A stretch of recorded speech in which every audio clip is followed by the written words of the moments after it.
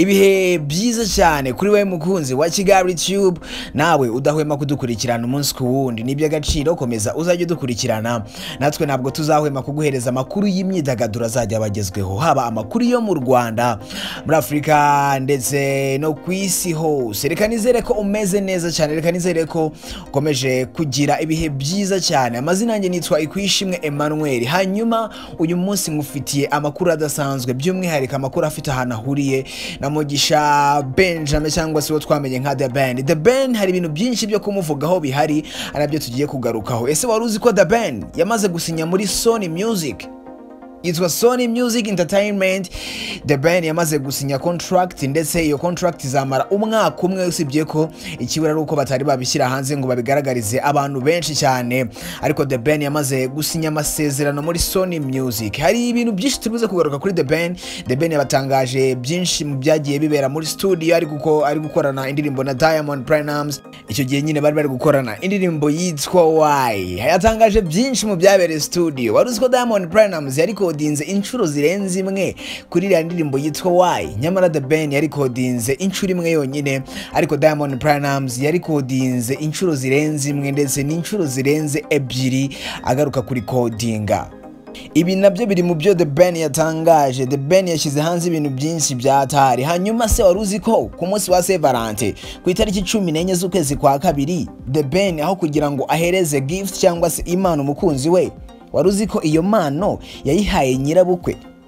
The Ben, umwe mu basore bategura byahatari, aho kugira ngo ahereze impano umukunzi we kuri Saint Valentin, ahubwo iyo mpano yayihereje uwitwa nyirabukwe cyangwa se mama wa Uwikeza Pamella. Ni ibintu byiza byahatari. The Ben ni umwe mu basore bategura cyane. Hanyuma The Ben album ye igiye kujya hanze, nabyo turi buze kubivugaho, ndibuze kuguhereza amakuru menshi cyane ahari, kubera ko The Ben yatangaje ibintu byinshi cyane, ni nabyo tugiye kugarukaho cyane. Mbere yo gukomeza n'inkuru yanjye, reka mbanze nguhereze company yagufasha kohereza ibintu hanze y'igihugu cy'u Rwanda cyangwa se kubitumiza imahanga bikakugeraho mu minsi mike kandi ku giciro kiri hasi cyane. Iyo company yitwa Frame Shipping Limited. Uramutse ubakeneye cyangwa se ushaka gukorana nabo, wabahamagara cyangwa se ukabandikira kuri 0788678790, ubundi bagufashe baguhereze service nziza cyane. Bagane kabisa, ini company nziza cyane yagufasha ewana ibintu byose bikakomeza kugenda neza cyane. Sasa reka dureke gutinda mu magambo, ahubwo reka twikomereze n'amakuru yacu ngufitiye uyu munsi, kubera ko uyu munsi ngufitiye amakuru meza cyane ndetse menshi cyane kuri The Ben. Mugisha Benjamin, umwe mu basore bakunzwe cyane muri iyi minsi. Sasa arakunzwe byatari, haba mu Rwanda, East Africa, muri Afrika muri rusange. Audience yose ya Platnumz, abantu bakunda Platnumz nabo bari gukunda The Ben byatari. Ibi byose byaje akimara gukora indirimbo yitwa Why. Murabyibuka ko Why yasohotse mu matariki ya mbere y'ukwezi kwa mbere, niba ntibeshye yasohotse ku itariki 2 z'ukwezi kwa mbere 2022. Hanyuma The Ben akimara gushyira hanze indirimbo yitwa Why, benshi bibajije ibibazo byinshi cyane, ari nabyo nshaka ko tugaruka, kubera ko The Ben yabasubije ndetse yanavuze percentage azajya afata ku ndirimbo yitwa Why. Mwese murabyibuka ko indirimbo yitwa Why kijya hanze, abantu benshi bari bajije ese kubera iki The Ben yashyize kuri YouTube channel ya Platnumz, ese kubera iki indirimbo yitwa Why itari kuri YouTube channel ya The Ben, ese buriya Diamond ntabwo ari kumuhenda? Abantu benshi bagiriye impuhwe umuhanzi witwa The Ben, ariko The Ben yabigarutseho byahatari, ndetse aravuga ngo kuba iri kuri YouTube channel ya Platnumz niho hari inyungu nyinshi kurusha inyungu yari gufata iri kuri YouTube channel yiwe. Ndetse The Ben ikindi kintu yarengejeho, yavuze ko ibyinjira cyangwa se uburyo bw'amafaranga, uretse n'izindi nyungu ziri ku ruhande, kuba ari kubona audience nini, kuba abantu benshi bari kuyireba, kubera ko YouTube channel ya Platnumz iri hejuru cyane, ifite aba subscribers benshi. Ariko urenze ibyo ngibyo, noneho tugiye mu buryo bw'amafaranga, burya ngo The Ben niwe ufata percentage nyinshi cyane kurusha Platnumz. ku buryo yabigereranyije nkaho niba byibura ari kuzajya afata 100% indirimbo uri kuri YouTube channel yiwe ubu ngubu ashobora kuba ari gufata 70 cyangwa 80 kuri YouTube channel ya Diamond Platnumz, hanyuma Diamond Platnumz agafata 20 cyangwa 30% by'ibiri kwinjira bivuye ku ndirimbo yitwa Why. Urumva ko rero ni ibintu byiza cyane kandi nta gihombo na gito kirimo kuri The Ben, kubera ko ayo mafaranga ni menshi cyane ayo yari kwinjiza ayitwa 100% indirimbo iri kuri YouTube channel ya The Ben ubu ngubu ari kuyarenza cyane, kubera ko niwe uri gufata percentage nyinshi cyane kurusha Diamond Platnumz. The Ben yatangaje ibintu byinshi cyane tutigeze tumenya mu ikorwa ry'indirimbo yitwa Why. Ntabyo twigeze tumenya kubera ko ntabwo yigeze abishyira hanze ngo abitangaze, ariko yatangaje ibintu byinshi tutigeze tumenya mu ikorwa ry'indirimbo yitwa Why. Mbere yuko bayikorana bagombaga kubanza kuganira kwanza.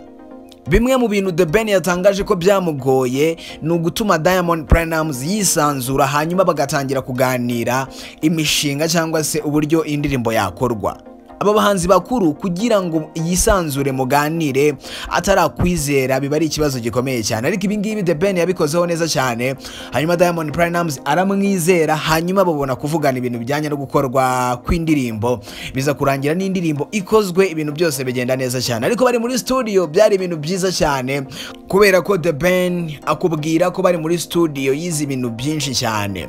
Ntabwo yari ari kuri coding indirimbo gusa, ahubwo yanarebaga uburyo Diamond Platnumz yitwara yari muri studio, uburyo avunika cyane, uburyo agerageza, uburyo asubiramo akongera akarikodinga. Byari ibintu byiza cyane ndetse byatumye The Ben yiga isomo rikomeye cyane nk'uko yabitangaje. Umuhanzi witwa Diamond Platnumz ndetse n'abandi bakomeye burya baravunika cyane muri studio, kubera ko baba bageze kuri level yo kudakora indirimbo mbi, yo kudakora ikintu kibi, yo kudahereza abafana babo ikintu kibi. Rero The Ben yatangaje ko umuhanzi witwa Diamond Platnumz ni umwe mu bahanzi bavunika byatari ndetse baba bashaka guhereza abafana babo ibintu byiza cyane. Niko byari bimeze muri studio, ndetse witwa Diamond Platnumz yari kodinze inshuro 3. Akibona indirimbo yahise arikodinga ndetse abyohereza The Ben, yumva ni byiza cyane. Hanyuma The Ben ageze muri Tanzania bari muri studio, Diamond Platnumz yongera ararikodinga, noneho bumva ni byiza cyane kurushaho.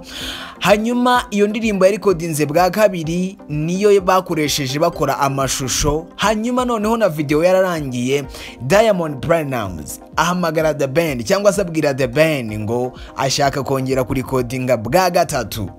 Indirimbo yari yararangiye, video yari yararangiye, hanyuma Diamond Platnumz abirengaho aravuga ngo ashaka kongera kurikodinga bwa gatatu. Wallahi bano bahanzi bakuru baba ari bakuru cyane, kugira ngo basohore ikintu batishimiye ntabwo bibaho habe na gatoya. Hanyuma rero The Ben yatangaje ko acyumva ko Diamond Platnumz ashaka kurikodinga bwa gatatu byaramucanze. Aravuga se ushaka kurikodinga kandi dufite audio ndetse na video byose byararangiye, ushaka kongera kurikodinga bwa gatatu kugira ngo bigende bite? Cyakoze Diamond Platnumz araborohereza, arababwira ngo ngiye kuri codinga neza nk'ibyo twakoresheje muri video, ariko mbiri coding cyangwa se mbikore neza kurushaho. Ni nabiriya twabonye. Urumva ko Diamond Platnumz yari codinze indirimbo yitwa Why inshuro 3. Guys, kugira ngo ugere kuri ruriya rwego ntabwo ari ibintu biba byoroshye na gatoya, ndetse ubusabwa gukomeza gukora cyane kandi ugakora ibintu byiza cyane, ibintu wumva ko ari byo byiza byawe. Nibyo bari abahanzi baduhereza ibintu byiza byabo, bakora ibishoboka byose kugira ngo bashyiremo imbaraga zose zishoboka kugira ngo tubone indirimbo nziza cyane. Hanyuma tuvuye kuri ibyo ngibyo, The Ben yatangaje kuri Diamond Platnumz yavuze ko yagombaga gushyira hanze indirimbo muri uku kwezi kwa kabiri, agashyira hanze indi ndirimbo, ariko ntibyakunda, ndetse avuga ko bishobora kuzahuzwa no gutangaza imikoranire ye na Sony Music Entertainment. Iyi ni music label ikomeye cyane ndetse ikorera ku isi hose.